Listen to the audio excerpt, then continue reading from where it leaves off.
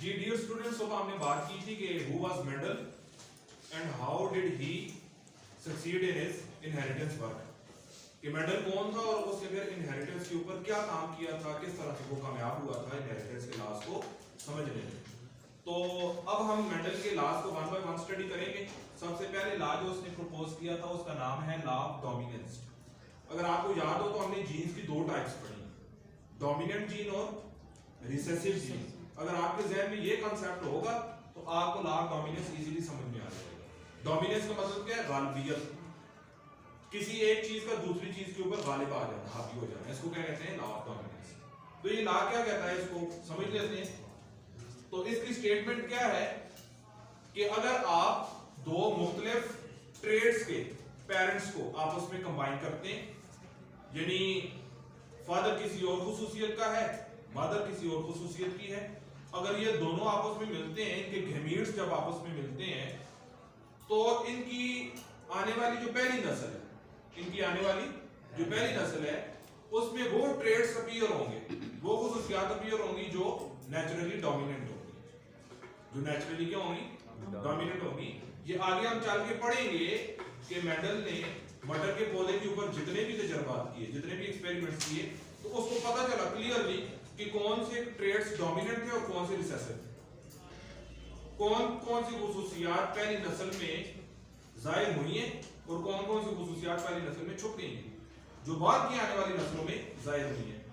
ठीक है, तो पहली नस्ल में जाहिर होने वाली खुसूसियत को क्या कहते हैं? Dominant trade. तो लॉ ऑफ डोमिनेंस का ताल्लुक इसी चीज के साथ है कि जब भी दो पेरेंट्स डिफरेंट ट्रेड्स के आपस में यूनाइट करेंगे, आपस में कंबाइन करेंगे, तो उनकी F1 जनरेशन, F1 जनरेशन का मतलब क्या है? पहली जनरेशन। उनकी F1 जनरेशन में जो उनकी औलाद आएगी तो उसमें अपीयर होने वाले जितने भी ट्रेड्स होंगे वो क्या होंगे? डोमिनेंट होंगे। ठीक है, अब देखिए फॉर एग्जांपल यहाँ पे उसने एग्जांपल दी है। क्रॉस का मतलब क्या है? मिलाप करना। ठीक है, क्रॉस का मतलब क्या है? मिलाप करना, यानी मेल एंड फीमेल का मिलाप करने को क्या कहते हैं? क्रॉस कहते हैं। अब इन ट्रेड क्या है? Height of P plant. सबसे पहले जो उसने एक्सपेरिमेंट किया था मटर के पौधे के ऊपर, उसने पौधों की हाइट को ध्यान में रखते हुए किया है। ठीक है, तो उसने क्या किया? कैरेक्टर्स क्या है? टाल पी प्लांट, एक उसने पौधा लिया जो बड़े कद का था और दूसरा उसने पौधा लिया जो छोटे कद का। इनको हम कहते हैं प्योर ब्रीड्स। क्या कहते हैं? प्योर ब्रीड्स या प्योर लाइन्स। इस बात को समझ लें कि उसने एक पौधा ऐसा लिया जिसके अंदर दोनों जीन्स क्या थे? बड़े कद के थे। दोनों एलील्स, एक जीन में दोनों एलील्स क्या थी? बड़े कद की। छोटे कद की उसमें कोई एलील नहीं थी। और दूसरा उसने जो पौधा लिया, फॉर एग्जांपल ये समझ लीजिए ये मेल पौधा है, और दूसरा उसने जो पौधा लिया वो क्या था? छोटे कद का पौधा। इसको हम कंसीडर कर लेते हैं ये फीमेल।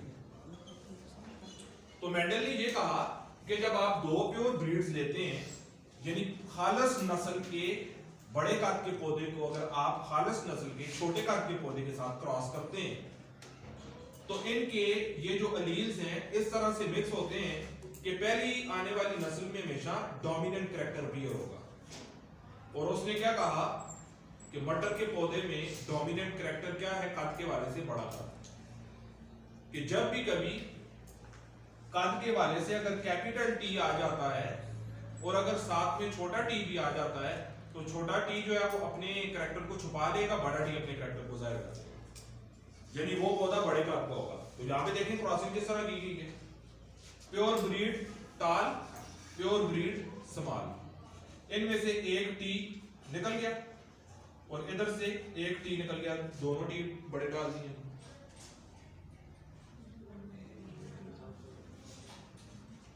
ठीक है ना?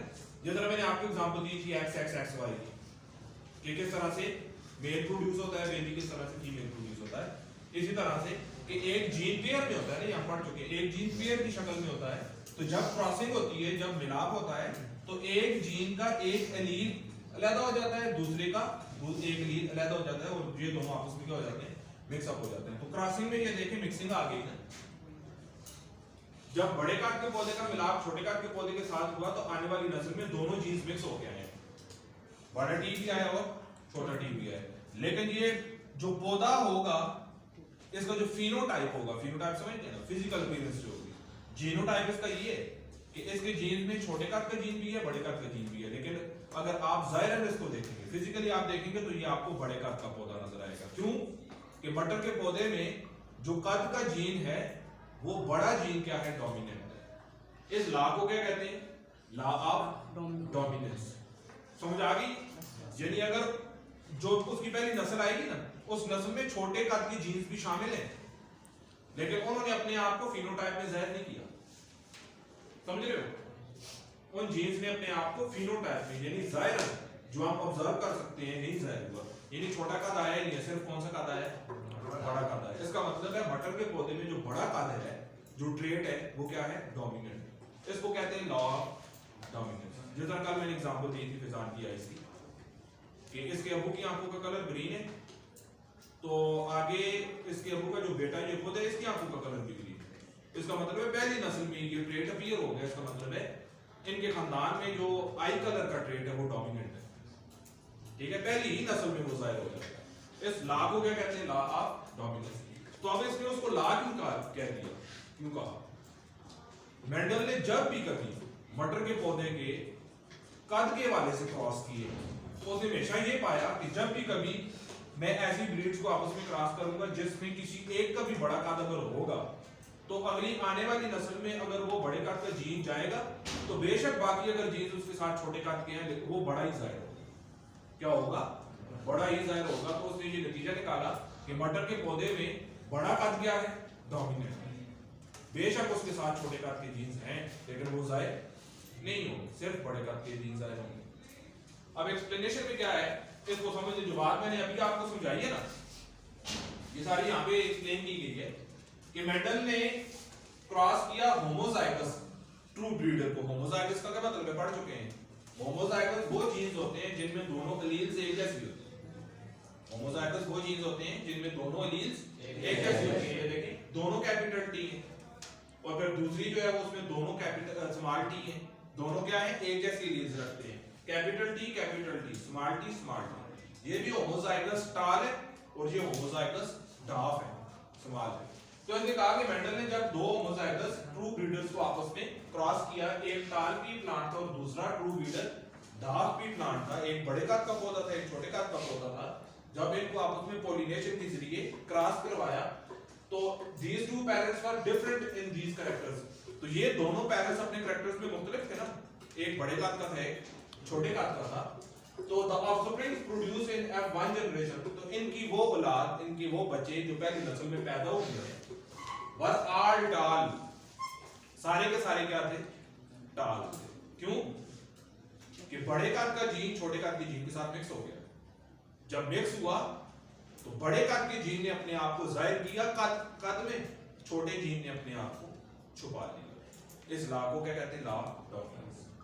It means that out of two characters, इसका मतलब ये है जात में से, इसका मतलब ये है कि दोनों खुसूसियात में से किसी एक ने अपने आप को जाहिर किया और दूसरे ने छुपा लिया। और जिस एक ने अपने आप को जाहिर किया वो क्या है, टाल। ओनली टाल विच वाज डोमिनेंट कैरेक्टर। दोनों में से सिर्फ टाल ने अपने आप को अपीयर किया जो कि डोमिनेंट कैरेक्टर था। अपीयर्स इन F1 जनरेशन, जो पहली जनरेशन में जाहिर हुआ। रिसेसिव कैरेक्टर जो डार्कनेस है, छोटे कद का जो कैरेक्टर है जो कि क्या था, रिसेसिव था। रिसेसिव कौन था, अपने आप को छुपाने वाला। इस मास्क, मास्क आपने पहना होगा, मास्क का मतलब है छुपा लेना।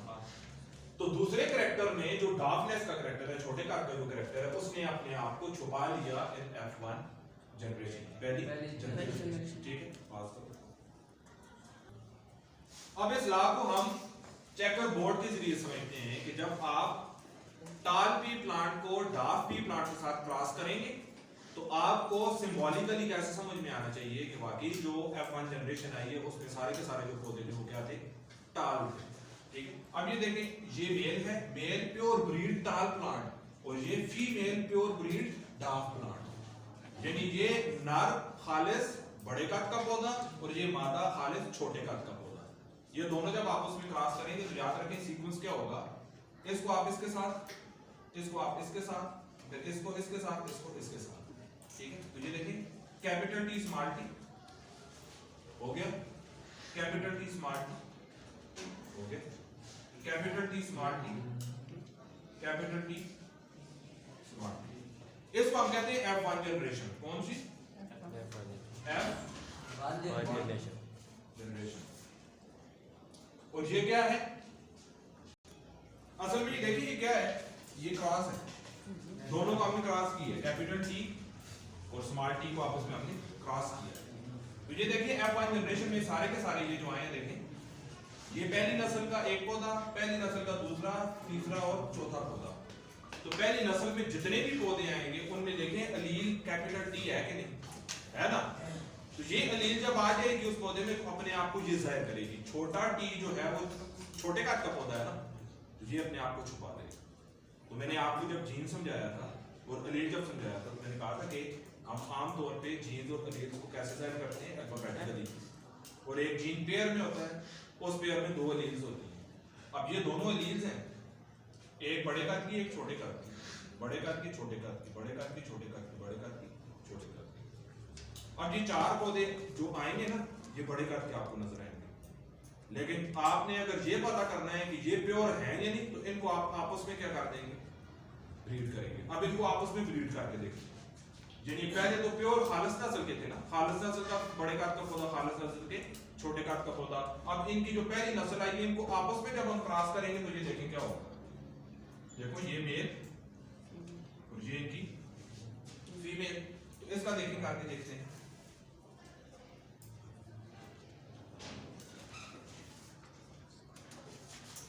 ये मेल और ये, तो फिर अगर पता चल जाता है कि इसमें कोई रिसेसिव जीन्स थे, किसी और कैरेक्टर के इसमें जीन्स थे, तो ये देखें कैपिटल टी, तो कौन सा प्लांट होगा, ताल।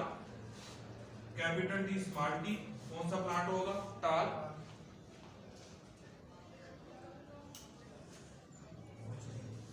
ये कैपिटल टी स्मॉल टी ताल, और स्मॉल टी डाफ प्लांट।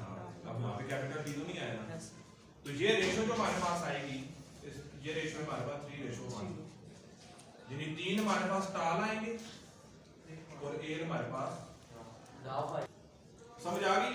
तो ये जो हमारे पास जनरेशन है इसको हम F2 जनरेशन कहते हैं। क्या कहते हैं? F2 generation.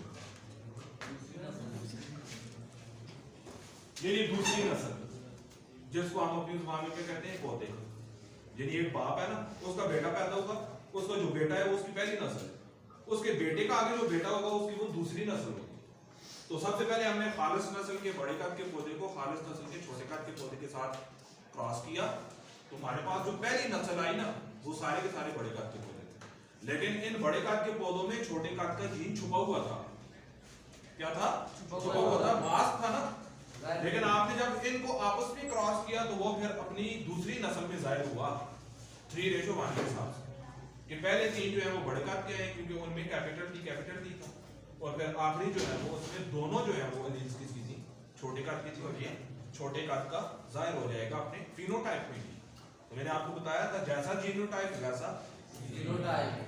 तो इसको हम क्या करते हैं, कंक्लूड कर लेते हैं लॉ ऑफ डोमिनेंस को इजी वर्ड्स में, कि मेंडल ने ये कहा कि जब दो पेरेंट्स डिफरेंट ट्रेड्स के आपस में क्रॉस करते हैं तो उनकी F1 जनरेशन में वो कैरेक्टर्स अपीयर होंगे जो क्या होंगे, डोमिनेंट होंगे नेचुरली।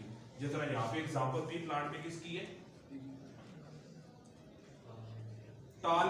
हाइट में किसकी है, टाल। यानी आप मटर के पौधे में जब भी कभी हाइट के मामले में आप देखेंगे कि कौन सा डोमिनेट है, तो वो आपको कौन सा नजर आएगा, टाल।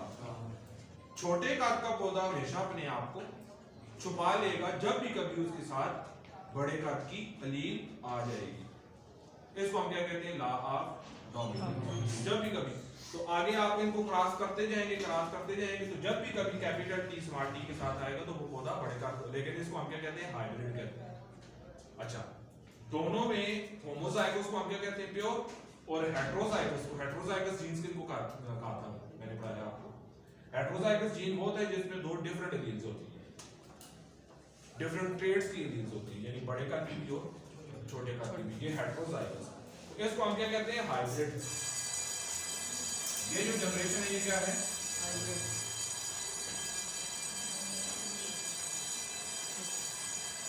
ये हाइब्रिड जनरेशन आ गई है समझ, ठीक है। तो हाइब्रिड इसी को कहते हैं ना कि जिसमें दो खुसूसियात जब हो जाए, जिस तरह हॉर्स एंड डंकी, दोनों की जब ब्रीडिंग हम करते हैं, दोनों को क्रॉस करते हैं तो क्या पैदा होता है, म्यूल, खच्चर। उसमें दोनों की प्रॉपर्टीज आ जाती है कि नहीं आ जाती। लेकिन अब वो क्या है, उसको हम को डोमिनेंस कहते हैं, यानी दोनों कैरेक्टर्स ने अपने आप को जाहिर किया है, किसी एक ने अपने आप को छुपाया नहीं।